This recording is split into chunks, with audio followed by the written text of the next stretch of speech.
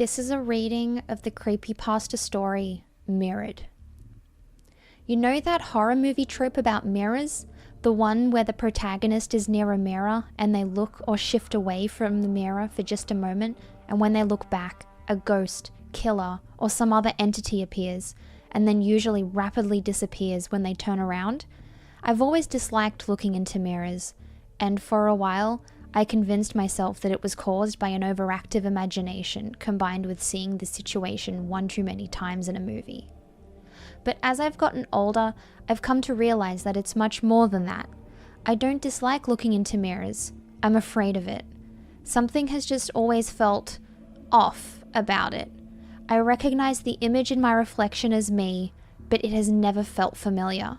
I brought it up to a friend once, and she goggled at me for a moment, and then laughed, though I could hear a tinge of fear behind it. What do you mean you don't recognize your reflection? How is that even possible? It's the same reflection that you've been staring at your whole life. And she was right, of course, but that was part of the problem. My reflection has never felt normal to me, not in the way that it should, not in the way that it does to other people. I've observed reflections of friends and family members when they're standing near mirrors. It doesn't feel the same. It feels connected to them, a simple mirror image. Even when their eyes meet mine in the mirror, I don't feel the oppressive feeling of other that I get when I meet my own eyes in my reflection. With no explanation that seemed to fit my experiences, I chalked it up to it just being a weird quirk and decided to just get on with my life. When I moved into my first apartment by myself, I removed all of the mirrors, except for one that I kept in my guest room. It stayed covered with a sheet unless I absolutely needed to use it. You'd be surprised how well you can get by without mirrors when you've been doing it your whole life. I even got pretty good at applying makeup without seeing what I was doing. Every once in a while, I'd catch my reflection in a mirror in a public bathroom, or if I looked wrong in the rearview mirror, and it would set my heart racing. I always felt menaced when it happened, and it would take me a few moments to calm down again. But all in all, I was doing fairly well with my mirror avoidance strategies. However, that all changed one day at work. I work in the artifact restoration department at my city's history museum. It's typically fascinating, delicate, and detailed work, and I love it. I mostly work with pottery or statues and carvings, but I always knew that one day someone would bring me an antique mirror to restore, and I would have no choice but to do it. I had been at the museum for 5 years, and it still hadn't happened. I had almost convinced myself that I was in the clear. Alas, that was not the case. It was late on a Friday when it was first brought to me. The museum director had it wheeled in under a sheet, but I immediately knew what it was. I could tell from the dread that practically exploded inside me. He beamed at me as he whipped the sheet off. "Isn't it magnificent?" he crowed. "Early 1700s, French." He smiled at me, waiting for my exclamations over its beauty, I'm sure. My breath felt like it was caught in my throat as I stared down my full reflection for the first time in what had been years. It looked back at me, also with a petrified expression, but it felt different. Like my reflection's face was an act, a mimicking of my face, not an exact copy. I stood transfixed for a minute, trapped under my own gaze. Suddenly, the director stepped into a line of view, blocking the mirror from my sight. "Well, what do you think? Gorgeous, isn't it? Doesn't look like it needs too much work. A little spit shine, maybe," he said with a grin, winking at me. "Yes, gorgeous," I mumbled. He must have noticed how wide I had gone, because he had recovered the mirror and put his hand on my shoulder. "Don't stress about it. I know you'll do a great job. And don't worry about starting today. You can get cracking on Monday." With that, he turned and left the room, leaving me alone with the mirror. I put my head in my hands, rubbed my temples with my thumbs. "Okay, you can do this," I whispered to myself. "You have the whole weekend to prepare." I looked up at the clock, 5:15. I grabbed my things and headed for the door. I'd deal with the mirror on Monday. I had almost made it all the way out of the building when I realized I left my keys on the work table. "Crap," I moaned, but there was nothing to be done for it. I needed the keys to lock up the building. Before I opened the door back to my workplace, I took a deep breath. It's just a stupid mirror, I said to myself. I stepped into the room. Everything looked normal. I stepped quickly past the mirror to my desk. I bent to open the drawer where I kept my keys, and when I turned around, the sheet that had been covering the mirror moments before was in a pile on the floor in front of it. My knees went weak, and I had to grab onto my desk to keep it from buckling. It just fell, that's all, I whispered out loud. When I walked by it quickly, it made a breeze that knocked it off. I felt deep down that was not what happened at all, but saying it out loud gave me enough courage to approach the mirror to replace the sheet. Once I was in front of it, I knelt down to grab the sheet, never once taking my eyes off of my reflection. As I straightened back up, I turned to face the mirror head on. With one hand, I reached out and lightly pressed my fingertips against the reflections. My fingers stopped at the cold, hard glass. It was cold enough that the warmth from my fingers fogged up a little area around each tip. My reflection had the tiniest of smiles playing around her lips. I didn't feel myself smiling, but it was such a small one perhaps I didn't notice myself doing it. I rearranged my face into grotesque poses just to make sure my reflection did it too. She did, but it brought me little comfort. I took a step forward until my face was practically touching the mirror. I could see every pore, every freckle. It looked familiar, but it felt alien. I breathed onto it, fogging the surface in front of my face. I slowly traced a heart into the fog. I saw my reflection do the same, but then I noticed something odd. I couldn't see the heart I drew in the reflection. My heart began to thump wildly in my chest. I hastily used my sleeve to wipe away the remnants of my breath. The fog in the reflection, however, remained. I sucked in a sharp breath of air and took a staggering step back. I pressed my palms into my eyelids until I saw stars. I slowly counted to 10 and opened my eyes. All I could see was my reflection staring worriedly back at me.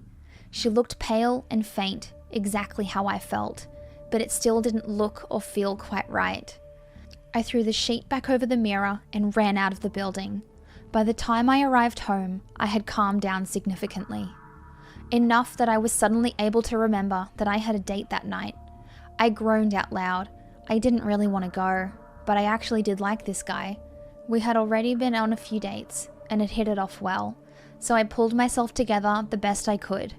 By the time Nick arrived to pick me up, I had shaken off the vestiges of my earlier terror. While at dinner, he asked me how my day had been.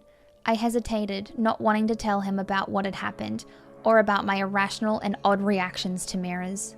But I suddenly realized that I had a desperate desire to tell someone about what had happened, even if it made me sound crazy.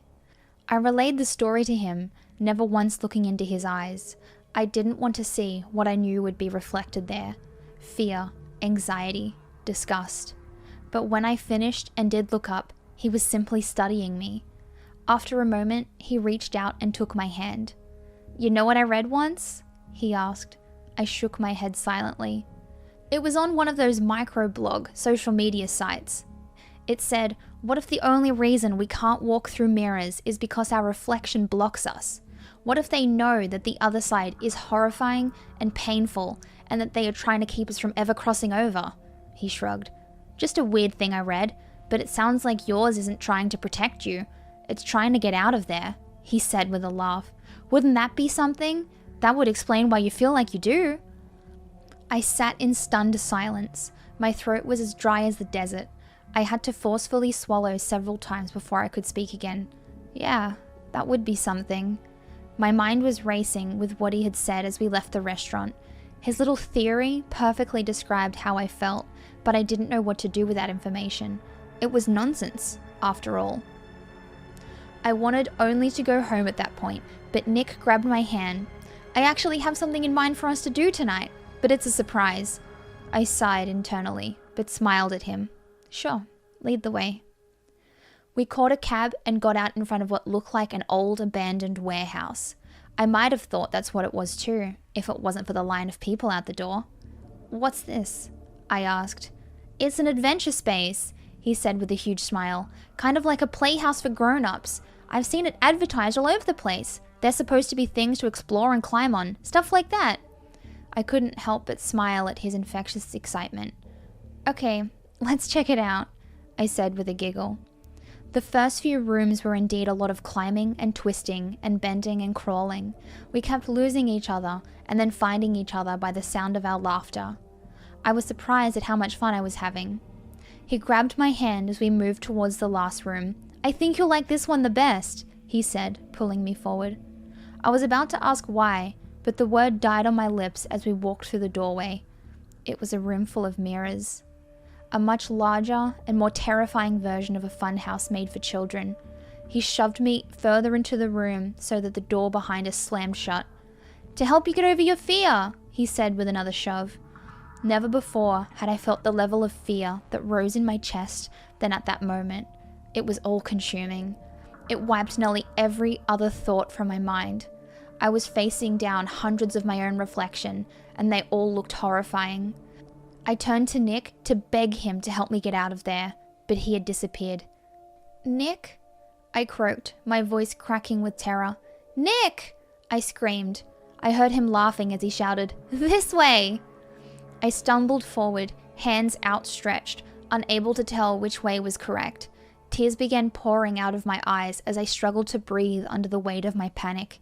Every direction I looked was a reflection of myself, each one looking more ominous than the last. I turned a corner and saw hundreds of reflections of the back of my head, all lined up in a row. I was paralyzed with fear. I closed my eyes and took a few shuddering deep breaths. Nick? I called out again. This time, I got no answer. I knew to get out, I was going to have to open my eyes. There was no way I was going to make it out of there blind. I opened my eyes and was greeted with the same sight I had seen when I had closed them. I exhaled loudly. A tiny wave of relief hit me. I heard a noise to my right and turned my head that way. Nick? I asked again.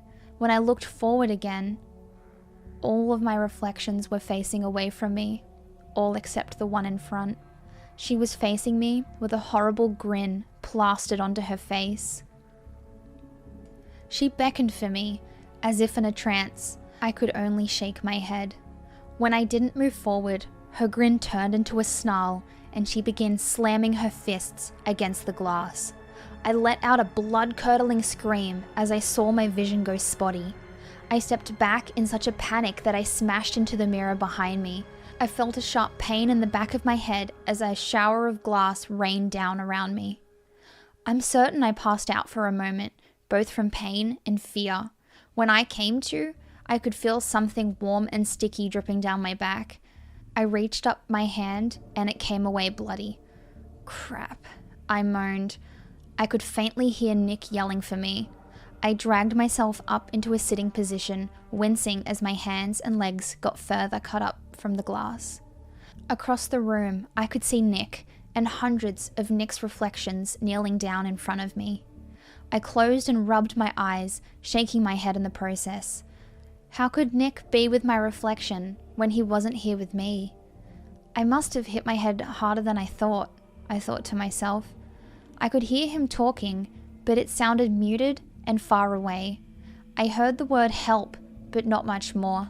He stood up and sprinted for the door. I couldn't tell if he was coming back or not, and as it seemed like I could get up and walk, I decided to try. I was still anxious to get out of this hall of horrors. I finally made it to the exit door. It had become extremely foggy and unseasonably cold while we were inside. The air had a terrible metallic tang to it that filled my nose and mouth. I shivered in the wind that whipped brutally around me. As I glanced around, I realized that I didn't see anyone else nearby. No people, no cars, nothing. Grimacing, I whipped out my phone to call an ambulance for myself, but the battery was dead. Come on! I yelled in frustration. I slowly started hobbling towards the road. I figured I could at least catch a cab, but there was no one on the road either. I began to cry again. What a nightmare this night turned out to be. I staggered home, alone and freezing. When I got back inside, I plugged my phone in. I I needed to let someone know that I was hurt and where I ended up. But when the phone powered on, a barrage of texts came in, mostly from Nick. But they were all jumbled up, a random mix of letters, numbers, and symbols. I couldn't make heads or tails of any of it. I tried to send a text back, but it refused to send. I couldn't even get a signal to make a call. Panic, bitter like bile, threatened to rise up again, but I fought it off. I would deal with the shoddy cell service later. For now, I needed to take care of myself.